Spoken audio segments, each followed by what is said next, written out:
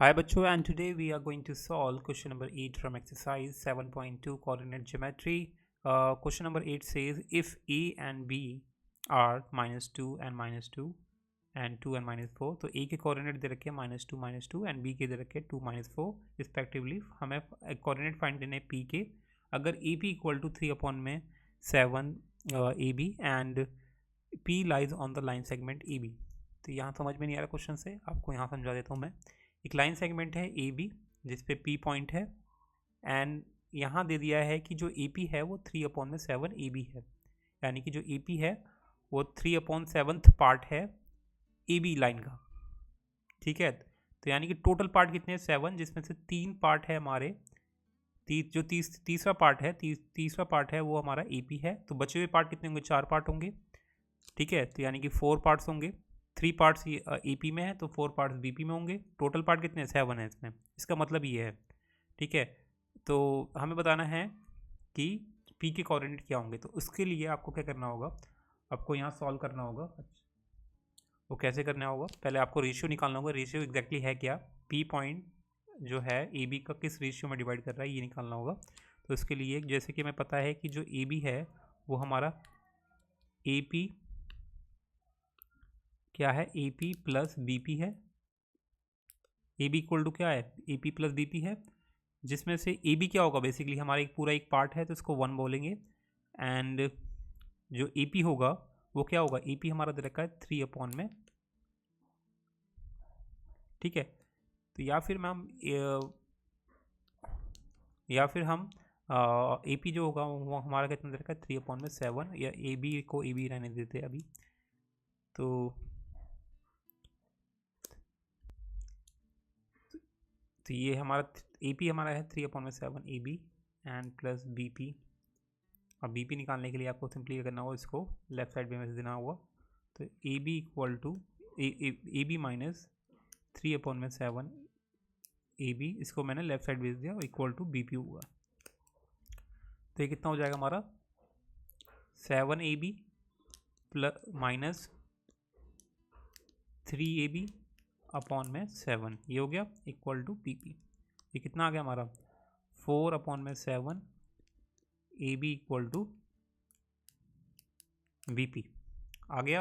अब हमें रेशियो निकालना है, किसका रेशियो निकालना है, ए पी अपॉन में बी पी का. तो ए पी कितना था हमारा, ए पी कितना था, ए पी हमारा निकला है 3/7 ए बी, और बी पी कितना निकला हमारा 4/7 A B.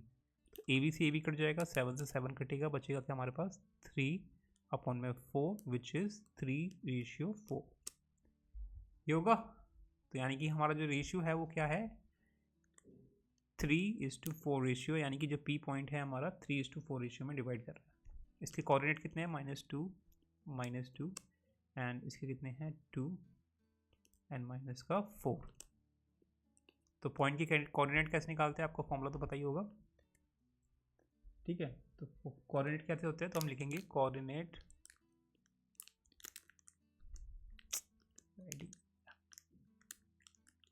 Coordinates of P point, क्या एक्स और जो वाई है पी पॉइंट वो क्या होंगे. तो बेसिकली इसके लिए आपको फॉर्मूला लगाना होता है. कौन सा लगाना होता है,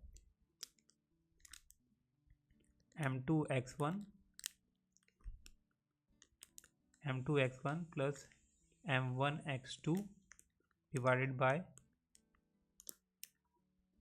m1 प्लस m2, और y के लिए जो y की वैल्यू के लिए ये x की वैल्यू है. ठीक है, और ये y की वैल्यू के लिए m2y1 प्लस m1y2 अपॉन में m1 प्लस m2. अब ये m1 m2 आपको पता ही होना चाहिए क्या है. तो m1 जो एंड m2 जो है हमारे क्या है, रेशियो, जो हमने रेशियो निकाला है.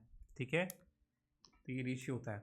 और जो x1 और y1 ही हमारे ये हो गए, x1 ये हो गया, y1 ये हो गया, x2 ये हो गया और y2 ये हो गया. तो सिंपली से पुट कर देना वैल्यू को और आपके कोऑर्डिनेट निकल जाएंगी. तो m1 कितना, m2 कितना है हमारा 4 है. ठीक है, और x1 क्या है हमारा, x के कोऑर्डिनेट आपको लिखने होंगे. मैं इसको कोऑर्डिनेट यहाँ लिख देता हूँ साइड में, जिससे कि तो ए के जो कोऑर्डिनेट है वो क्या क्या है, ठीक है, ए के कोऑर्डिनेट हमारे है -2 एंड -2 एंड बी के कोऑर्डिनेट क्या है हमारे 2 एंड -4। तो देखो m2 मैंने लिख दिया। अब x1 क्या होगा -2 प्लस m1 क्या हो गया हमारा 3 और x2 क्या हो गया हमारा ये 2 divided by m1 plus m2 यानी कि 3 + 4, ठीक है।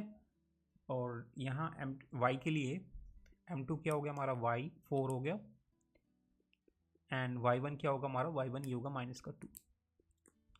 उसके बाद m1 क्या होगा हमारा 3 और y2 क्या होगा -4, ठीक है। यहाँ तक क्लियर।